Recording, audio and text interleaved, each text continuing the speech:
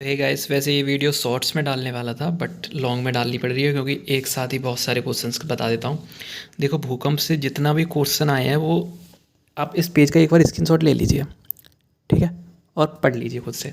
अब देखो, अब मैं बता भी देता हूँ, थोड़ा बहुत, ऐसी बात नहीं है। भूतल पर वह बिंदु जहाँ उद्गम केंद्र के सबसे निकट होता है अधिकेंद्र कहलाता है। ये CDS 2 2022 में आया है, लेटेस्ट क्वेश्चन है, ठीक है भाई। जहाँ भूकंप सबसे पहले महसूस करा जाता है उद्गम केंद्र के सबसे निकट होता है उसे अधिकेंद्र बोलते हैं। एपिसेंटर याद रखेंगे, अधिकेंद्र को आप भूल जाइए, एपिसेंटर। और पृथ्वी के अंदर वह स्थान जहाँ से ऊर्जा निकलती है, जहाँ से भूकंप का क्या होता है, उद्गमन बोलते हैं। उद्गम केंद्र फोकस कहलाता है, जहाँ से निकलता है। और जहाँ महसूस किया जाता है पृथ्वी पर उसे एपिसेंटर बोलते हैं। बहुत इंपॉर्टेंट है, बहुत इंपॉर्टेंट, ठीक है।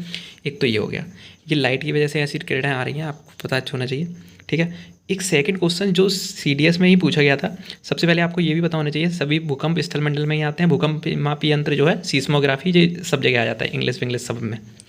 प्राथमिक तरंगों के बारे में पता होनी चाहिए, पी तरंगे बोलते हैं ना, ध्वनि तरंगों के समान होती हैं। गैस, तरल और ठोस तीनों अवस्थाओं पाई जाती हैं। आई थिंक प्राथमिक तरंगों से आया था, पता नहीं एस तरंगों से आया था, बट CDS में क्वेश्चन आया इन दोनों तरंगों में से, ठीक है। इनमें से कौन सी क्वालिटी नहीं है, तो आई थिंक प्राथमिक रे से ही आया था। उसमें बोला था कि प्राथमिक रे केवल ठोस में चल सकती हैं, तो ये बात गलत थी। प्राथमिक रे ठोस, द्रव और गैस तीनों में जा सकती है। ये सेकेंडरी वेव के लिए सही है, ये केवल ठोस में जा सकती हैं, ठीक है। धरातलीय तरंगें सर्वाधिक खतरनाक होती हैं, जिग गति करती हैं, मतलब टेढ़ी मेढ़ी, और ये केवल द्रव में गति कर सकती हैं। इन्हें एल तरंगें भी बोलते हैं। सबसे बाद में अधिकेंद्र पर पहुंचती हैं धरातलीय तरंगें। प्राथमिक तरंगें इसलिए बोलते हैं क्योंकि सबसे पहले पहुंचती हैं धरातल पे, यानी कि अधिकेंद्र तक, एपिसेंटर तक। एपिसेंटर क्या है, जहां से भूकंप उद्गमन हो रहा है और पृथ्वी पर महसूस करा जा रहा है, उनके बीच की न्यूनतम डिस्टेंस, यानी कि 90 डिग्री पर, मैथ का क्वेश्चन।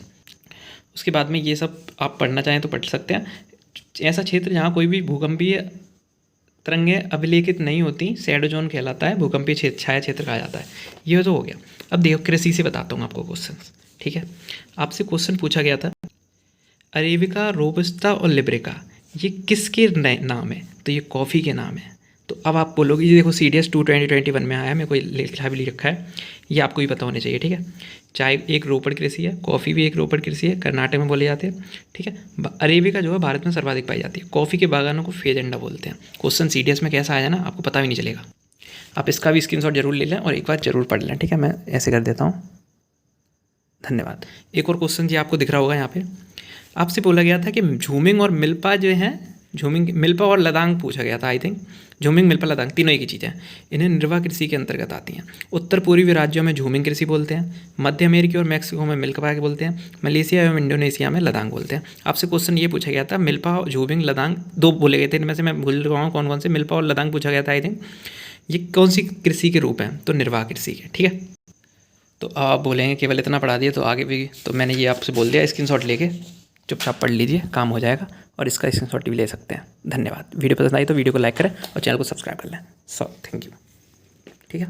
और हाँ, ये नोट्स मुझे बताया आप लोग मांगने वाले हैं, तो फिर ये नोट्स आपको मैं अभी प्रोवाइड नहीं कर सकता, CGL मेंस के बाद कोशिश करूँगा कि आपको टेलीग्राम पे दे दूँ। धन्यवाद।